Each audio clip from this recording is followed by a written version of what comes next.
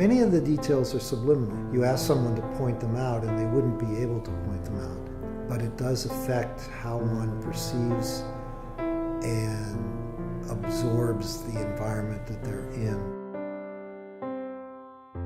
It's the subtlety of the architecture that makes the difference between a building and art and architecture.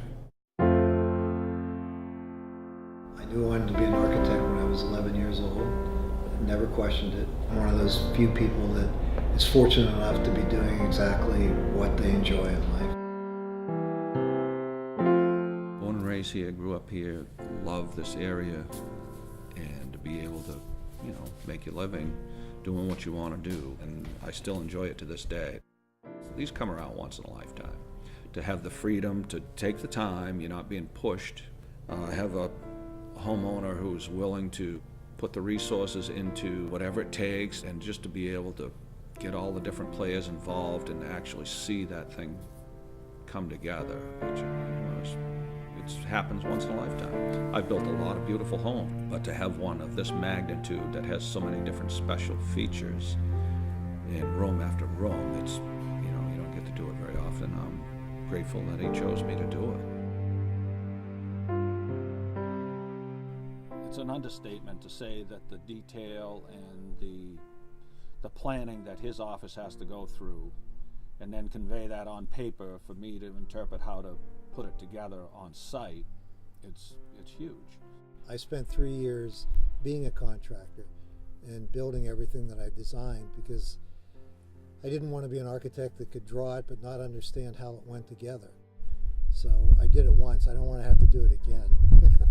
Particularly in this environment where these guys work in 10, 15 degrees all winter long. It's you have to be a hardy New Englander to do that. I've aged out of that. Aged out. I've aged out of it as well, but unfortunately I'm still doing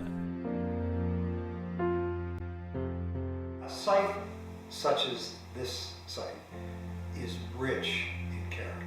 Not only do you have a strong visual focal point with the lake, but inherent in sites like this in New Hampshire, they have some beautiful mature vegetation. Since this whole region has significant amounts of ledge and rock formations that were left during the Ice Age receding, they give the site a great deal of character. And you can use that all in the architecture. Consequently, when we're designing the house, rather than sitting the house on top of the landscape, we try to let the house grow out of the landscape. The stonemasons were here basically for 2.5 years. It's all hand chiseled. Each piece, they were hand-picked field stones, so every rock's been handled 5 or 6 times. And the volume of stonework on the outside, including all the chimneys, the chimney tops, and it's just an enormous task.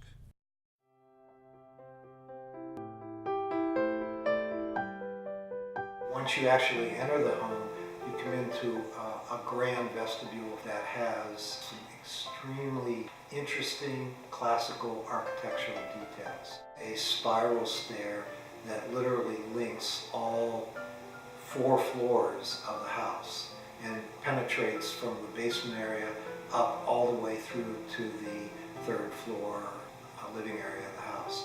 And it's also expressed as a cylindrical tower with a clear story of windows that wrap around the entire top portion of the tower, which allows natural light to spill down that stairwell into all 4 floors of the house. That's a very strong architectural element and was an extraordinary accomplishment by the builder to actually build it so that it looks like the way we drew it. I'll never forget, there was a time I was headed to the lumberyard and I met a guy at the end of the road with an old beat-up Jeep, and he pulled in and said, "Is this a happy job? I'm here to look at doing some stair work." First impression, I'm like, okay, yeah, this is the right one. Scruffy hair, beard, the best, absolute the best mechanic I've ever seen.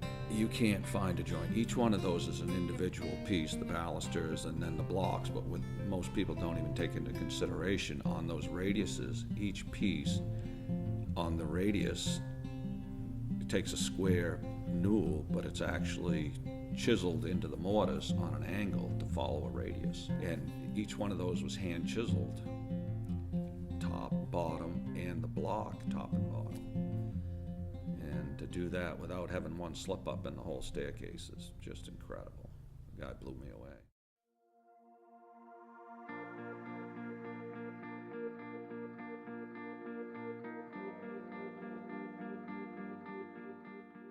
Rather than just create a big rectangular box, one of the things we tried to do with the house was to shape it to the landscape. There was the opportunity to create various bays and elements of the house, dormers in the roof line, octagonal bays for the hot tub room, the circular tower for the curved stair, the circular tower for the master bedroom and the deck up on the second floor. All of those elements break down the scale of the house to give it a more intimate feeling. Every time you go into another room, there's some type of feature in that room that grabs your attention, and that's what makes it unique. There's been a lot of, big square foot houses built, but anybody that I've talked to that comes into this place, they feel it's comfortable.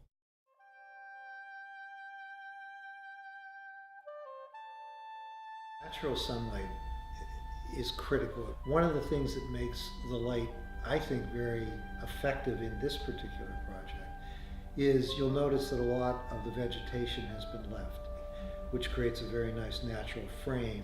But the other thing that it does is allows the sunlight that does come through the trees to be a dappled, filtered sunlight. It almost sparkles, if you will.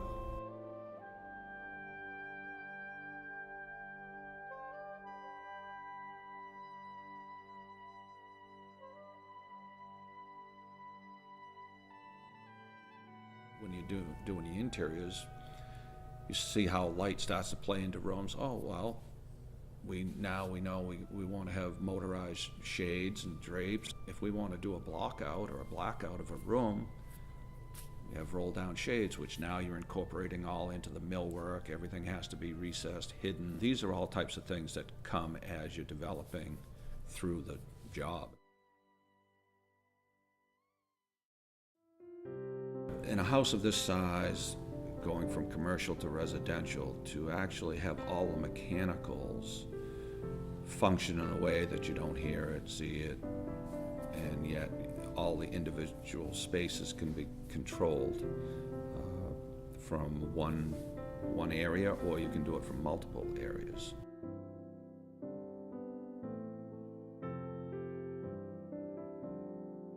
One guy wired this whole house. It's an 800 amp service with 5 200 amp subs. In pulling some of these home runs with a light touch system, you could be on the 3rd floor and have a wire go all the way to the basement to control a single light. At one time he had told me he had 30,000 feet of 12-2 wire. Just in 12-2 wire. There's miles and miles of wire.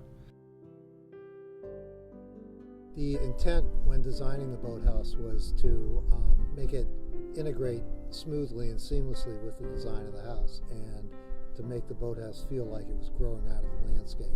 Prior to the change of the current laws of the state, depending on how much frontage you had, you could build your boathouse accordingly. Now the state has mandated that nothing can be built out into the water. It's one of the last ones before they change the rules and regulations. Nobody will ever be able to build one of this caliber again, the whole lake, or anywhere in New Hampshire, basically. It's the last of its kind.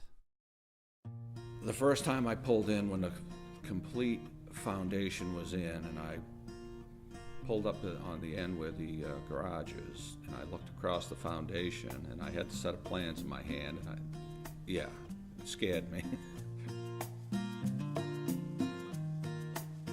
And in the end, it becomes a beautiful quilt that has lots of depth and texture, but it all works together as a whole.